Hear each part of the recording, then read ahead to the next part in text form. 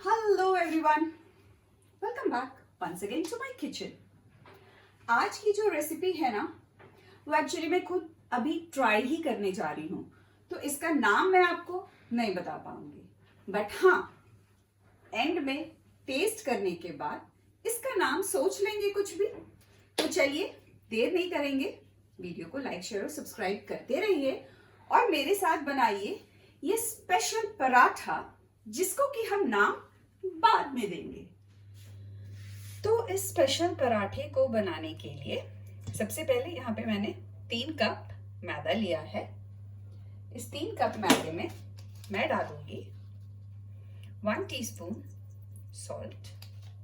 आप थोड़ा कम ज्यादा कर सकते हो अपने टेस्ट के हिसाब से, और 1 टीस्पून चीनी। यहाँ पे मैंने लिया है एक छोटी कटोरी, यानी कि 1/3 कप दही।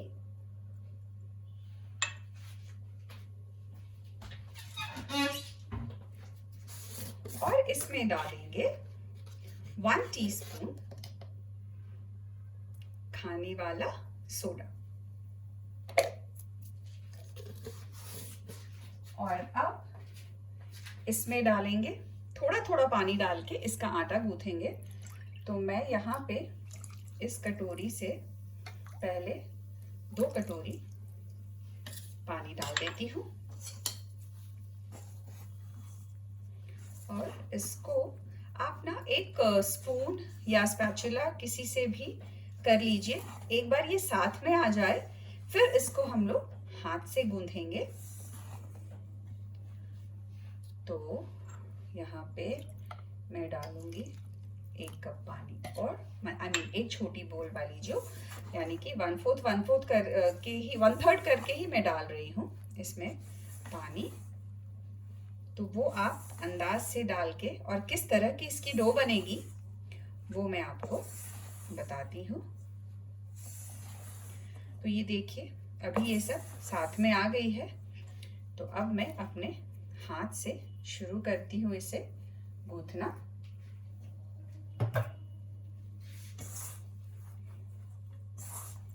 इसकी जो डो है ना, वो एकदम सॉफ्ट बनेगी। यहाँ पे मुझे इसमें कुछ भी नहीं डालना है, ऑयल या कोई सीजनिंग, कुछ भी नहीं, जस्ट पानी, दही और खाने वाला सोडा। अगर खाने वाला सोडा नहीं है तो आप बेकिंग पाउडर भी डाल सकते हो, दोनों ऑलमोस्ट सेम ही काम करती है इस डिश के लिए। तो ये देखिए, ये जो आटा है ये इस तरह से थोड़ा सा सॉफ्ट ही बनेगा, हार्ड डो नहीं बनेगा, अदरवाइज आप इसकी रोटी जो है वो बेल नहीं पाएंगे। तो इस तरह से करके, और इसे बहुत ज्यादा नहीं गूंथना है, थोड़ा सा जस्ट एक साथ सब हो जाए तो करके, और इसे अब मैं ढक के अराउंड 15 मिनट्स के लिए छोड़ देती हूँ। अब उसकी फिलिंग तैयार करते हैं। तो फिलिंग के लिए यहाँ पे मैंने एक फूल गोभी ली है, एक बड़ा शिमला मिर्च का टुकड़ा था उसका आधा ये लिया है, एक मीडियम साइज की गाजर ली है, 2 प्याज लिए हैं। तो इतनी सारी सब्जियां हमें लेनी है, और इसे किस सब्जी को कैसे काटना है वो मैं बताती हूँ आपको। तो ये गोभी जो है इसको मैं इस चॉपर में डाल के अच्छे से चॉप कर दूंगी। गाजर जो है इसको ग्रेटर से बारीक ग्रेट कर लूंगी और उसका जूस निकाल के रख दूंगी उसको किसी और चीज में। हल्का सा आप उसे स्क्वीज कर देना, नहीं तो आपके पराठे फट सकते हैं अगर सॉल्ट डालने के बाद गाजर पानी छोड़ेगा तो। और प्याज और शिमला मिर्च, इसको पतला पतला स्लाइस में काटना है। तो मैं ये करके आपको फटाफट करती हूँ। जब तक हमारा आटा रेडी हो रहा है, सेट हो रहा है, तब तक ये काम निपटा लेते हैं। तो ये देखिए गाजर घिस के, और मैंने थोड़ा सा इसका जो पानी था वो निकाल दिया है। ये रही मेरी गोभी, जिसको देखिए आपने, मैंने बिल्कुल बारीक चॉप कर लिया है। ये सबको अब एक साथ मिलाना है, इसे भूंजना नहीं है, ये रॉ ही रहेगी सब, और उस स्पेशल पराठे के साथ ही सीखेगी। अब यहाँ पे देखिए ये प्याज जो है वो मैंने इस तरह से हाफ में करके और फिर पतला पतला काटा है तो उसको भी इस तरह से इसमें मिला देंगे। यहाँ पे शिमला मिर्च है, ये देखिए इस तरह से पतला पतला, ये भी काट लिया है मैंने, तो इसे भी इसके अंदर डाल देते हैं। अब बारी है सीजनिंग की। तो सीजनिंग में मैंने यहाँ पे 1 टीस्पून सॉल्ट लिया है, ½ टीस्पून ब्लैक पेपर पाउडर लिया है। सॉल्ट आप कम या ज़्यादा अपने टेस्ट के हिसाब से कर सकते हैं। यहाँ पे मैंने 1 टीस्पून चिली पाउडर और 1 टीस्पून चिली फ्लेक्स लिया है। और मुझे ऑल पर्पस सीजनिंग का जो फ्लेवर है ना वो बहुत अच्छा लगता है, तो मैं अराउंड 1 टीस्पून ये भी इसमें डालती हूँ। और जो सबसे स्पेशल चीज़ है वो है ये चीज़। तो इस चीज़ को, ये कोई भी आप प्रोसेस चीज़ किसी भी ब्रांड का ले सकते हो। यहाँ पे मैंने आधा कप लिया है। ये भी आप अपने टेस्ट के हिसाब से कम या ज़्यादा कर सकते हो। कम मत करना, ज़्यादा करोगे चलेगा। और अब इसको अच्छी तरह से आप मिक्स कर दो और मिक्स करके इसको साइड में रख देते हैं हम। ये जो पराठा है ना, ऐसे ही बैठे बैठे मेरे दिमाग में आ गया कि इस तरह से करके देखती हूँ कैसी बनती है। तो बस आप लोगों के सामने ही बस ये ट्राई कर रही हूँ और शूट भी कर रही हूँ। तो ये कैसी बनेगी वो तो शूटिंग खत्म होने के बाद ही मुझे भी पता चलेगी कि कैसे बनने वाली है ये। पर है कि एक्सपेरिमेंट करते रहना चाहिए इंसान को, तो मैं भी कर रही हूँ। तो ये हो गई रेडी। अब देखते हैं आटा रेडी हुआ है या नहीं। तो ये देखिए 15 मिनट हो गए हैं और आटा जो है वो फूल के बिल्कुल तैयार हो गया है। तो इसको थोड़ा सा इसी में इस तरह से गूंथ लेंगे।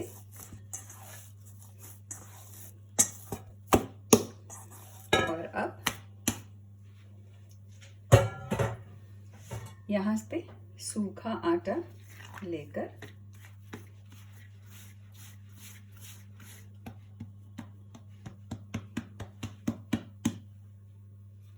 इसे इस तरह से 4 भाग में काट लेते हैं। ठीक है, ये 4 लोई बना लिए। अब एक एक लोई को इस तरह से करके राउंड करते हैं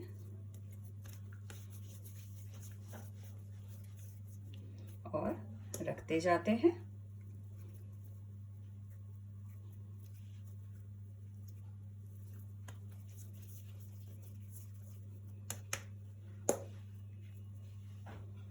हाथ में अगर चिपके तो थोड़ा सा आटा लगा लीजिए।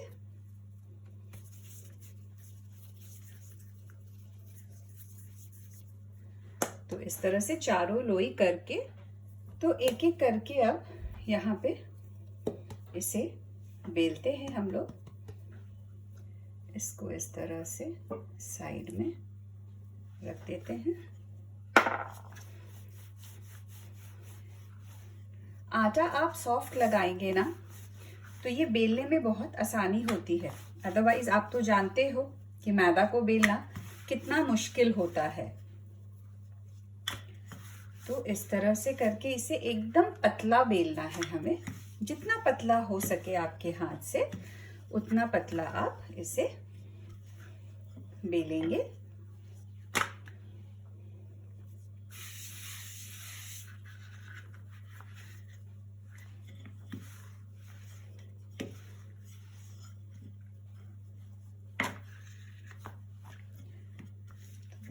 ये देखिए,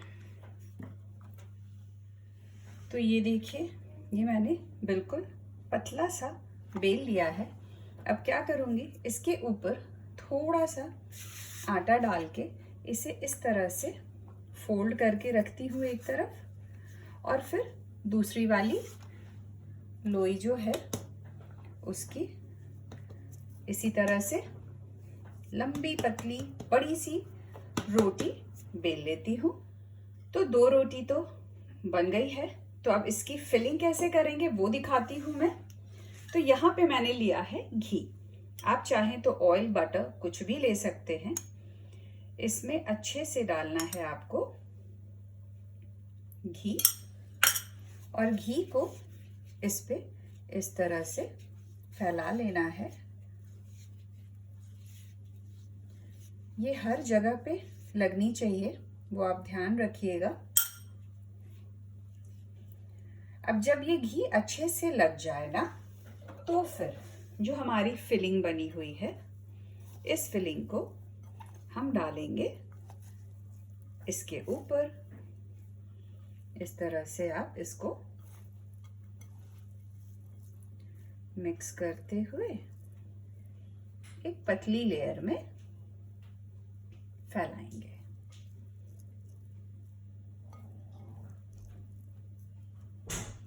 इस तरह से हर जगह पे। और इस स्पेशल पराठे की सबसे बेस्ट बात पता है क्या है? आप इसे तवे पे भी बना सकते हो, आप इसे बेक भी कर सकते हो। तो मैं आपको एक बनाऊंगी, तवे पे दिखाऊंगी तवे पे बना के, और एक दिखाऊंगी बेक करके भी। तो दोनों वर्जन आज हम बनाएंगे यहाँ पे, ताकि जो लोग को बेकिंग वाली चीजें पसंद आती है ज्यादा, वो बेक करके बना सकते हैं, और जिनको अच्छे से तवे पे घी डाल के वो तवे पे बना सकते हैं। अब दूसरी वाली जो रोटी है, जो हम लोगों ने देखी इस तरह से मोड़ के रखी है, उसे आप यहाँ पर इस तरह से रखेंगे और उसको इस तरह से धीरे से खोल देंगे, और बिल्कुल हर जगह से ना इस तरह से आप इसको पुल करते जाएंगे, वो पुल हो जाती है, और इस तरह से आप इसको दबा देंगे। ठीक है, और अब इसे हम रोल करेंगे। तो ये इस तरह से, लेकिन रोल करने से पहले यहाँ पे भी घी लगना ज़रूरी है, अदरवाइज ये खस्ता होगी नहीं। तो इस तरह से करके आप यहाँ पे भी पूरी घी लगा लीजिए। घी है वो हर जगह पे जानी चाहिए। और अब इसे इस तरह से करके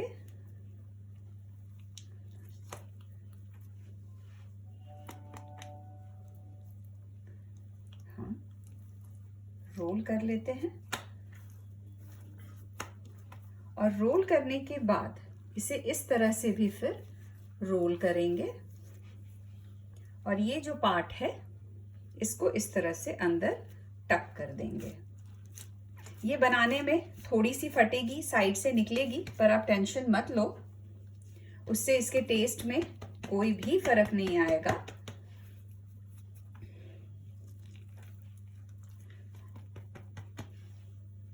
तो इसे अब उठा के एक हम बेकिंग ट्रे पे रखेंगे धीरे से। ये रही बेकिंग ट्रे, यहाँ पे मैंने बटर पेपर या पार्चमेंट पेपर डाल दिया है। इसके ऊपर इस तरह से रख देंगे, और इसके ऊपर अब थोड़ा सा घी लगाएंगे फिर से।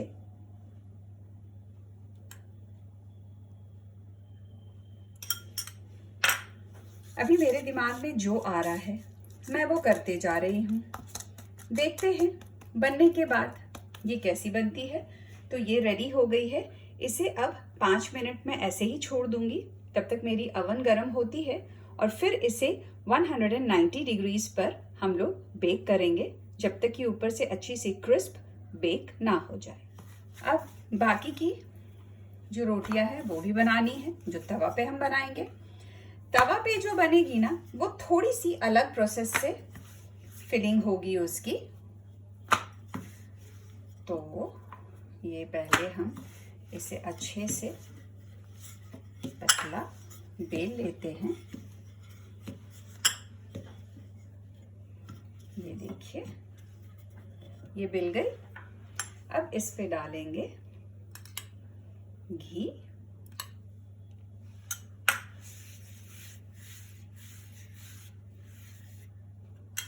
और घी जो है वो हर जगह पे लगनी चाहिए, वो आप ध्यान रखेंगे। और अब इसमें करेंगे हम ये फिलिंग, वैसे ही पतली लेयर इसमें आप एक चीज ख्याल रखेंगे, इस जगह पे 1 इंच आप छोड़ के फिलिंग करेंगे, क्योंकि जब हम इसे रोल करेंगे तो उसके ऊपर तो एक दूसरी परत आ गई थी, पर यहाँ तो दूसरी परत है नहीं, तो हमें इसी में तो इस तरह से करते हुए यहाँ पर 1 इंच छोड़ के ये कर लिया। और अब इसे हम करते हैं इस तरह से रोल।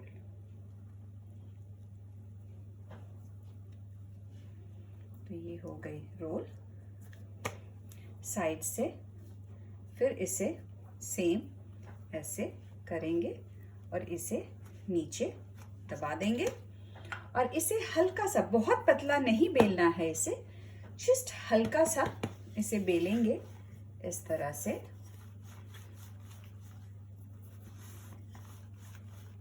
क्योंकि ये वाली टेक्निक इसलिए कर रहे हैं क्योंकि तवा पे फिर अंदर तक नहीं सीखेगी अगर ये बहुत मोटी हो जाएगी तो इसलिए इसकी रोलिंग टेक्निक अलग है और जो बेक होगी उसकी रोलिंग टेक्निक अलग है। तो ये बिल गई है। तो हमारी अवन जो है वो 190 डिग्रीज पे प्री हीट हो चुकी है। तो ये देखिए, ये मैंने डाल दिया इसके अंदर और अब इसे हम सेट करेंगे 190 डिग्रीज पे सबसे पहले 15 मिनट्स के लिए। 15 मिनट्स में ये कितनी होती है, क्योंकि मैं भी आज पहली बार बना रही हूँ तो एग्जैक्ट टाइम मुझे भी नहीं पता है। तो यहाँ मैंने 15 मिनट्स का इसको चला दिया है। अब बनाते बनाते देखते हैं कि कितना टाइम लगता है इसे बनने में। तो यहाँ पे मैंने तवा गरम होने के लिए रख दिया है और तवा गरम होने के बाद यहाँ पे थोड़ा सा घी डालेंगे इस तरह से और फ्लेम जो है वो बिल्कुल लो रखेंगे और इस तरह से पराठे को इसमें डाल देंगे और डालने के बाद इसे हम ढक देंगे इस तरह से अराउंड 30 to 40 सेकेंड्स के लिए स्लो फ्लेम। तो 10 to 20 सेकेंड्स हो गए हैं। तो इसे उठाकर हम पलटते हैं। ये देखिए कितना बढ़िया कलर आया है। और अब साइड से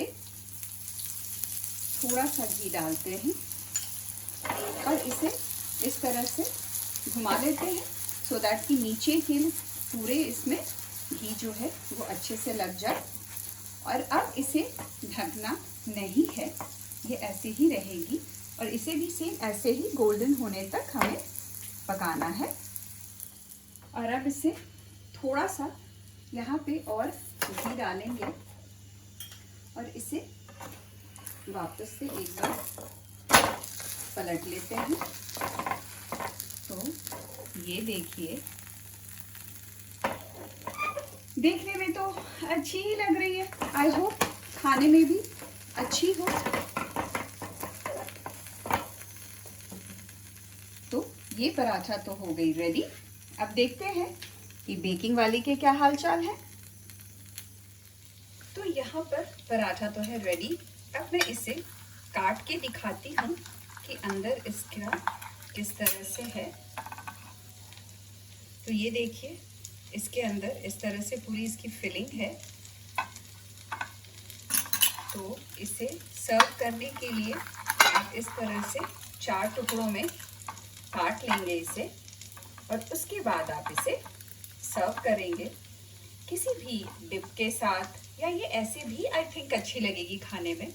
मैं टेस्ट करके आपको बताती हूँ कि कैसी है ये। तो देखते हैं। तो मुझे लगता है कि मैं अभी 15 to 20 मिनट्स और लगेंगे इसे होने में।